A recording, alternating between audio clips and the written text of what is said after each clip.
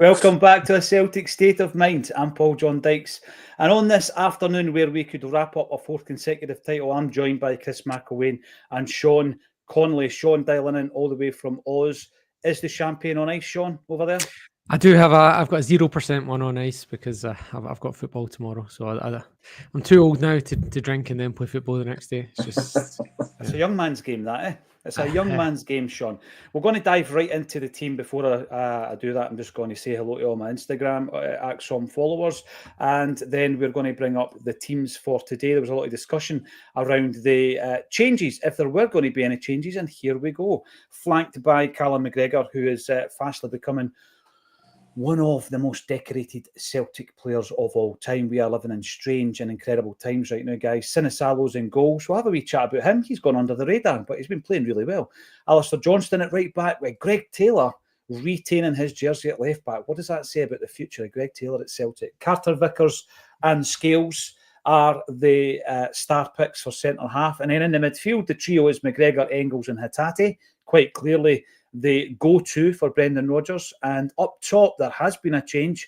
Jota returns on the wing. Maeda, looking to add to his 33 goals, is playing through the centre. And Kuhn is back in the team on the right-hand side. So we're going to start up with the front three. That's what we'll start with, because that's where all the changes are. Sean, is the time right to bring back Kuhn? I'm not surprised about Jota. It's a bit of a surprise. I thought they would be sticking with what's worked in the last few games, so I'm surprised in that sense. I thought, yeah, it's interesting. They must have. I think, to be fair, if you go back to earlier in the season, it was always like whoever shows up in training was the one, and we didn't really know. Like, it was never really based on the previous game. It was based on whoever showed the most in training that week. So I wonder if that's kind of where we're at now. Because, Forrest and Ida showed up well the last two games, so they might feel hard done by. But then Kuhn and Jota might have just had a really good showing at training this week. It might also be that it's a horses for courses kind of thing, like Tannadice. I'm not really sure. I think the last time we went to Tannadice, we had Yang and Kyogo in the wings. I can't remember. I might be misremembering that, but certainly Yang started. So it's quite a change from that as well. Things change so quickly in the world of Celtic, don't they? Just when you look at things like that, Sean, the last time we played at Tannadice, the lineup, etc.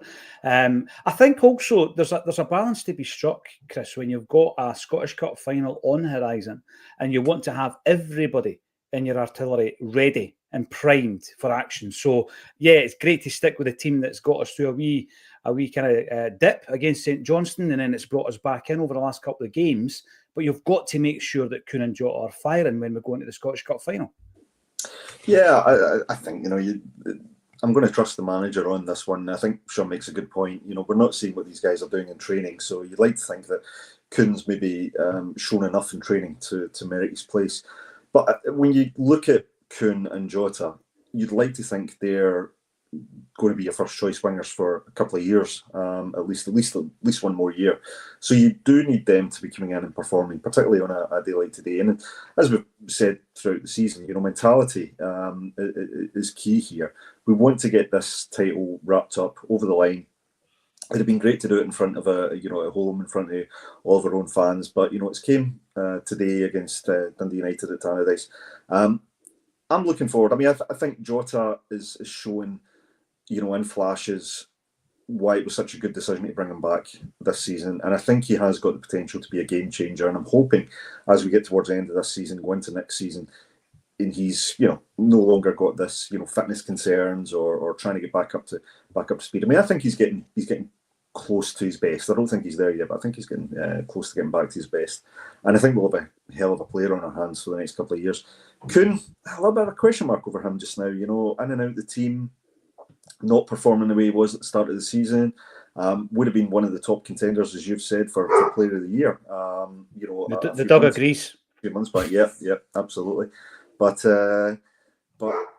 apologies for the dog. Every time I hear that, I think of the old Juice Valharan song. Remember that one? That's it, yeah. That wasn't a song, that was just my dog barking at the time. Is he watching on the big screen downstairs, Chris? I know that you've got like a 32-inch, maybe even a bigger inch screen in your living room just with your Fizzog on it. Hey, and your dog's watching it, eh? That's it, yeah. He's wondering why can I hear you upstairs and hear you down here? But no, yeah, as I said, we would have loved to have seen Kuhn continue his form. Like, every player's going to have a dip now and again, but I think what's alarmed us about Kuhn has just been it's been such a change, such a contrast to how he started, this season. He was producing big moments, big goals, assists, looking hungry, and just something's just dropped off. When we've seen him in recent appearances, the willingness to put his body on the line's not there. The running, the energy just doesn't look to be there.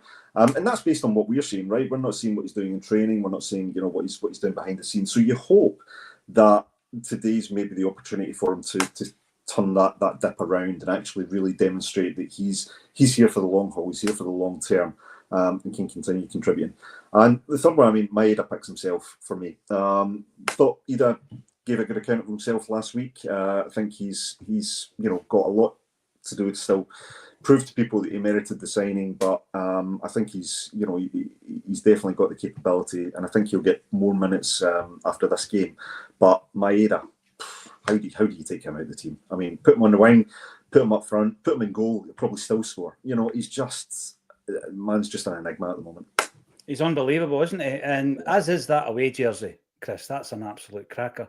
And interestingly enough, I noticed a remake because the Umbro's not on it, but that version of the kit with the Celtic cross wasn't available to buy as a replica jersey. It was just worn during the calendar year 1988. So there you go, wee bit of info for you. That's in the book if you want to go and pick that one up. We're looking, of course, at the top line, Sean. We're looking at the front three. Maeda, Chris is right. He picks himself. He's having an incredible season, an unbelievable campaign. He was a goal scorer before he came to Celtic. Liam Carrigan told us that he was the top goal scorer of the season that he left Japanese football. But he's found a rhythm this season under Brendan Rodgers. And it's not just through the centre, from the left as well, where he's managed to just be prolific throughout the campaign to the point where, when you think of the criticisms that we had of Maeda back in the day, it was the final ball, it was the final action, and you're looking at a completely different beast here. I know now and again there might be a return to the Maeda of old, but this season has been sensational, and I'm actually glad there has not been much talk around the future of Maeda, because I'm not ready for him to go yet, Sean. No, the last time we heard anything was it like a year and a half ago, maybe 2 years ago now, actually, when he was linked with Southampton, and there's not really been anything since then. I think last calendar year, so 2024, I think he was the top scorer for the calendar year, and that was a year where Kyogo was there for the whole duration, and Maeda still finished top scorer. And the funny thing is, when Kyogo did leave in January, Rodgers was very adamant. Yes, Maeda can play there, but we don't want him to. And now, since Kyogo's left, he's started the majority of the games at centre forward. What's he on now? 33? I've lost count. 33 goals. Yeah. We've got 6 games left. So if he averages 1.2 goals a game, then he's going to break that magic 40 that we're talking about. I think given his age as well, he's right in his prime. I don't think if we sold him, we're not going to get too much money, because he's not the sort of player that's going to go to a Brentford or a Bournemouth and then move, Brighton, the sort of all the Bs, the teams that sign players for like 20 million to try and flip them onto Manchester United or Chelsea for 40, 50 million. So he's not going to make that kind of move. If he does go somewhere, it's pretty much that's the team he's going to go to for his peak. And those teams don't tend to come calling at Celtic very often.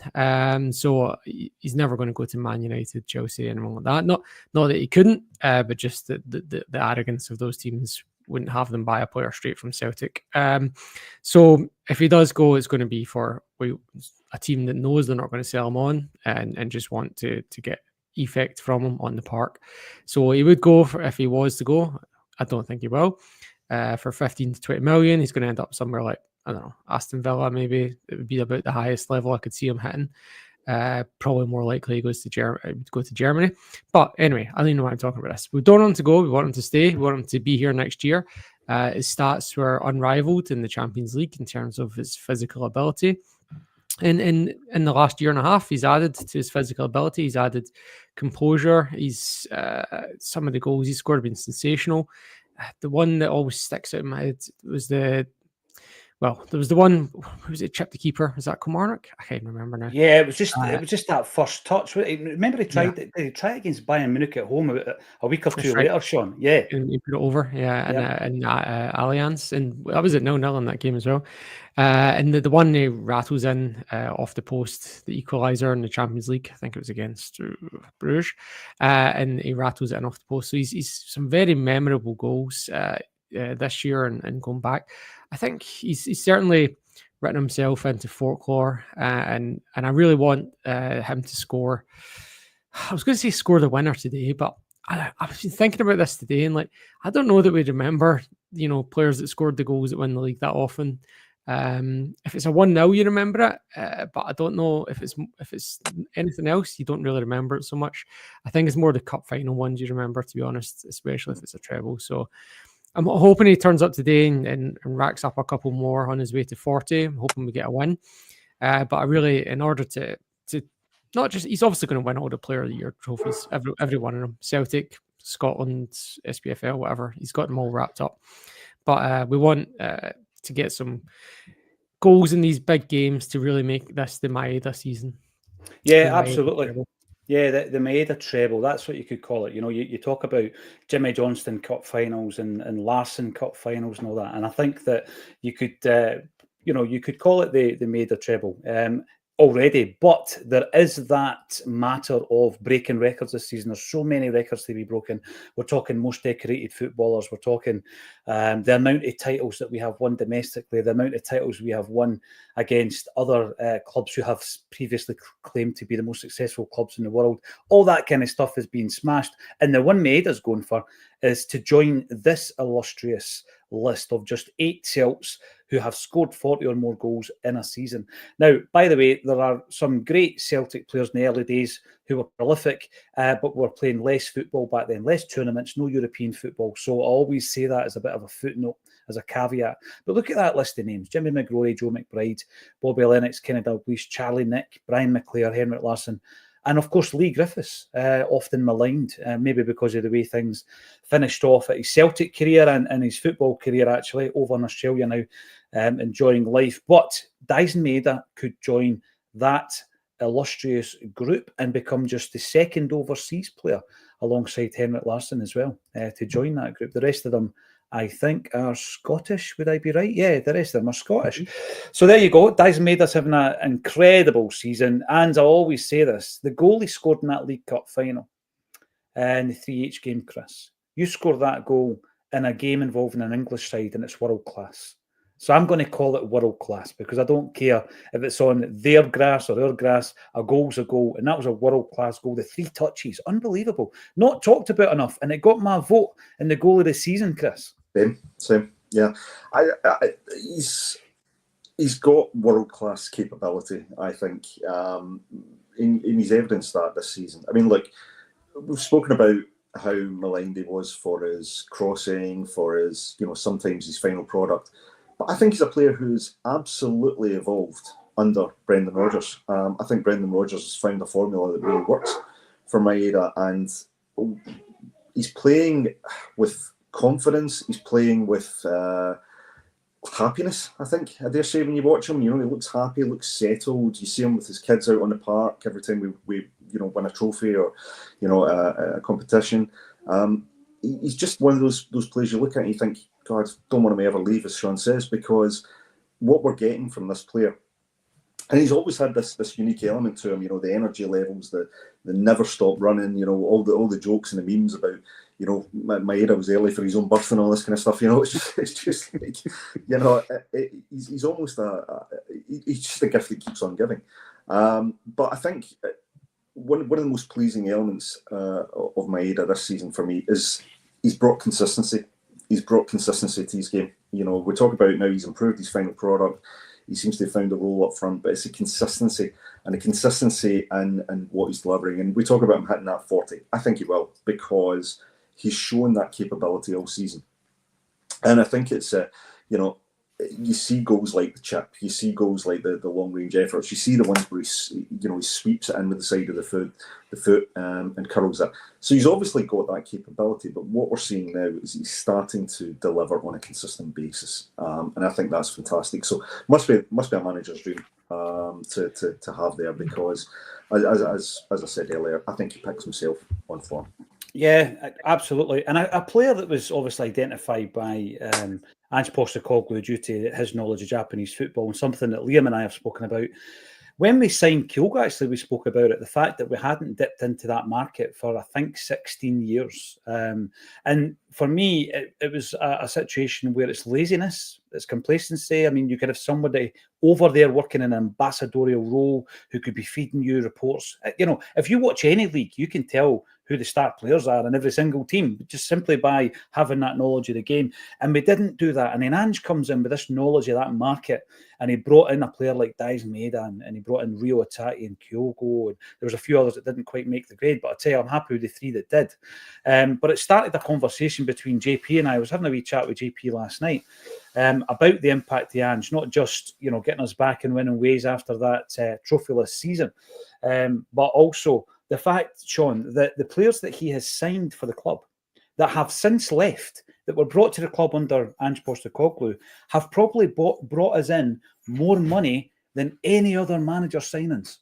Now, it was only yesterday I was talking about this. So if you imagine, Matt O'Reilly, 26 million quid. Jota, £25 million. Kyogo, 10. Abada, 10. Carl Starfelt, 4.5. Bernabe, I think it was 4.7. And you add all that up, and never in the past have we had a manager that's made Celtic so much money. And I don't want to sell Rio Atati. I don't want to sell Maeda. But that's incredible, Sean, when you look at the legacy of Ange Postecoglou. Yeah, it's a bit bizarre, actually. Obviously, we've had a few stinkers as well, but it's a strange one, because that was the system where we used to just sign a bunch of players and went for like a 50% hit rate.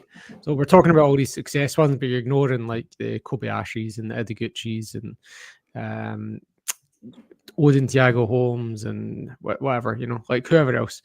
And that was the kind of... Don't mention James McCarthy. Yeah, I think we had some model. Or Benji Seacrest. Yeah. Wasn't there some model where it was like, we focus on signing players under 23 that have got international caps, that are going to come in for less than 15,000 a week? I can't remember. And then if and that meant that it was the same as, like, if one out of two was a success, then that was fine. That was the same cost as bringing in an Arnie Engels on 25,000 a week or whatever. So yeah, it's worked, but it worked in very many senses. But the difference in our performance in the Champions League this year might actually suggest that, well, maybe now that we've got that money in the bank, maybe that should be our springboard to change and move into a different market. And we've seen that so far with the signings that we've had since last January. And I'm hoping that they've already started working on what they're doing this summer for next season, because we don't, even though we've had great success with that sort of thing, we want to move on to the next level. We want to move on to the next market. We don't want to keep being a selling club that's putting 100 million in the bank, which is nice, especially if you decide to upgrade the stadium. Stares intently towards Celtic Park. But like, yeah, I'd rather we started signing, like taking the higher level, maybe higher risk, because you could potentially lose money, but it's a kind of self-perpetuating loop if you can get into it, like the German teams do, like your Leipzigs and stuff like that. Yeah, we were talking about it last night on This Is Acsom, actually. It was like we're in a scenario where we are heading towards the fourth in succession, if we're good enough to get through the qualifiers, of course, the fourth Champions League group stage for the first time in a row. For the first time. So people talk about European progress, and we focus on last season, and we say, we got to a knockout and we were minutes away from taking Bayern Munich to extra time, etc. And that's great in itself. But in actual fact, that was the third in a row where we've been in the Champions League group stages, and we can go for 4 in a row next season. So if we're talking about European progress, we're making it. But as Sean said, and this is a conversation we had last night, we're in a situation now where we don't have to be rattling about the £2 or £3 million bargain basement, right? If something comes along, if a Matt O'Reilly comes along, or if you're good enough in terms of your scouting and you know that Hitati's available for 1.5 or Maeda is available for 1.5, great. But don't make that your kind of objective to get your players at that age, because what I think our kind of change in approach has shown is if you do bring in someone like Carter Vickers at 6 million or 6.5, Jota at 6 to 6.5, Engels, Ida, I'm going to put him in there because he's been part of a treble-winning side potentially, and Trusty, and people think, yeah, but they guys individually haven't been great signings, Chris. I disagree because you know what? It's more to do with the collective. It's not the individual parts, it's the collective. And if you win the treble and you progress in Europe this season, then they've been good signings for me. Yeah, no, I would agree. Look, I find it very hard to criticise players in their first season unless they've been absolutely dreadful, and none of these players have been. They've been part of a collectively very impressive side, as you've said. I think what makes them effective signings outside of what they do in the park is the intent behind it. It's the intent. It's buying more established, proven quality and building quality on top of quality. So we've got a winning side. How do you improve it? Well, you bring in more quality. You bring in players who can add some value on the park. I mean, it's pretty simple, right? The model that we've had have given the buying younger players, selling them on for big money. It's a good model. It's got us into a really secure financial position, which is something that when you look back at the 90s, we were so close to going out of business because we're so badly managed. So we've got to recognise that model for what it was. It is smart. It is representative of our place in the world, the world of football's food chain. But now that we've done that, we should start enjoying some of the fruits of that labour and actually start picking up players who offer more value on the park, offer more value in a footballing sense. And I think, when you look at guys like Ida, okay, 9 million, he's maybe not quite done enough in some people's eyes to justify that price tag. But look, it's his first full season, right? I know he did a good spell on loan last year. It was his first full season. Let's not, write the guy off before he's got the chance to go and prove what he can do. Similar to Trustees, came from a new league. He's finding his feet there, but he's playing alongside his international colleague. And, I think he's, again, another one that's got the potential to continually improve under the manager. We just spoke about Maeda's development. Oh, Trusty. And guys like that could be very much the same. Jota coming back, we know what he can do. It's good to see the manager being backed, as well as, bringing in players that we like or we feel add value. So, yeah, I think our transfer business is good. I think that's represented in our European progress and our domestic dominance, and I hope it continues. Yeah, absolutely. Obviously, all the focus has been on Celtic today, but there's the Dundee United lineup as well, starting 11. I bet the players love going in for that photo shoot at the beginning of the season, eh? Go and do something. Like what? You know what I mean? Kiss the badge and all this carry on. Walton, Strain, Sevelge. That's really cynical, eh? Ferry, Sibbald, Middleton, Adegeboyega. Is that how you pronounce it? Oh, well said. Dalby, Payton, Campbell and Docherty line up. We know Jimmy Goodwin has built a decent side there. And it was pointed out by Brendan Rodgers that they've kind of gone under the radar, Sean, because, I always think about Dundee United as a Premiership club, but they've not been. This is their first season back in the top league, and they got their top 6 status. They've done really well. Yeah, we've seen it before with Jim Goodwin with St Mirren. That's how he got his move to Aberdeen. It didn't quite work out for him there, but yeah, he knows how to set up a defensive unit. And unless we can get an early goal today, we could be in for a bit of a stodgy time again. That's the way it normally works against these Dundee United teams. Normally just the odd goal. I think it's been I don't think we've beat them by more than 2 since Jim Goodwin's come out. I don't know. I can't remember any, certainly. Someone will fact checks me on that one. But yeah, they tend to be pretty close games, pretty stodgy games, and the midfield players will put in a few robust tackles for Dundee United, and then the fullbacks will be involved in the overlap for them as well and provide a threat down the wing. That's where they'll mostly attack, but they'll also let us have the ball out wide as well. So I do wonder, maybe that's why we are starting with essentially 3 wingers today, is because when you are playing that kind of low block, that solid defence, you do tend to sacrifice the wide areas. So we'll probably see a lot of Greg Taylor, we'll probably see a lot of Alistair Johnson, and hopefully that opens things up for Jota and Kuhn. And look, I hope that Kuhn manages to combine with if Johnson is getting that space, then we could be seeing the sort of attacks that we've seen with the 5th goal last week, where it is, Kuhn stands up the defender and just slides it in for Johnson, who's overlapping. I think that's been quite a feature in the last couple of games, is that Johnson overlapping cutback or cross ball to the back post. So hopefully the rest of the team are alive to that as well, and that's where the goals come from today. Yeah, it's great to see Jackie McNamara on the old commentary duties. He's in the Tannadice media space just now, and I'm sure the Dundee United fans will welcome him with open arms, because he made them a pretty penny in the transfer market. But there's this incredible narrative that they think that Jackie did the dirty on them, Chris. Unbelievable, isn't it, where this narrative comes from when you look at the amount of talent he brought through at Tannadice and the amount of money they made on the players. We were just talking about Andy's impact and bringing talent in and the club making money. Jackie did that at Dundee United.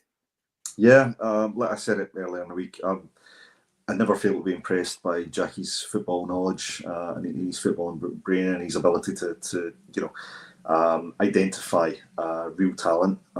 He's a unbelievably gifted guy who actually I think should be in a more prominent role in Scottish football than sitting in the studio at the moment. I really do, and I mean that with the greatest respect to Jackie. But I think he's one of these people that could transform Scottish football. And I'm amazed that actually that more clubs haven't recognised that. Of course, that's got to be down to Jackie's appetite as well, right? But yeah. I remember that team. They were a really competitive team, some cracking individuals. We obviously got Stuart Armstrong, who had a great career with us. Gary Mackay-Stephen, maybe not quite as not as quite as effective for us, but again, a really promising player. There are a few others. I've heard a lot of people talking about Jackie's tenure really, really positively at Dundee United. So, the most important thing for me is seeing Jackie in good health. Obviously, the health scare in the last couple of years, but now doing well. Looks happy in life, and I would love to see him, as I say, get re-engaged into Scottish football as someone I think could make a really meaningful contribution. Yeah, definitely. And you've forgotten Nadir Chiefchi as well. We bought him. Callum McGregor. To forget Nadir Chiefchi. You've airbrushed him out of your history books. Callum McGregor. Colin Kazim. Oh, you took that too far, Sean. You took that too far, mate. The captain's ready to come on. I've seen a brilliant banner in the Celtic crowd. The Pope's 11. Obviously, there will be a minute's silence as well for the passing of the Pope. I'm just looking at the wee mascot, absolutely overwhelmed with the thought of walking on the park with Callum McGregor. It's incredible times. And I have, a really strong sense of looking at this new generation of fans, Sean, and saying, absolutely, I don't mind the fact that they've known nothing but success. I absolutely wish I was the same. I was born into a kind of system and a situation where Celtic were not the best team in the land, and they are now, and I appreciate every single win as a result of that. But I think the younger generation, they know what winning's all about. It's almost like having a winning mentality in the dressing room and a winning mentality in the stands as well. I don't have an issue with it.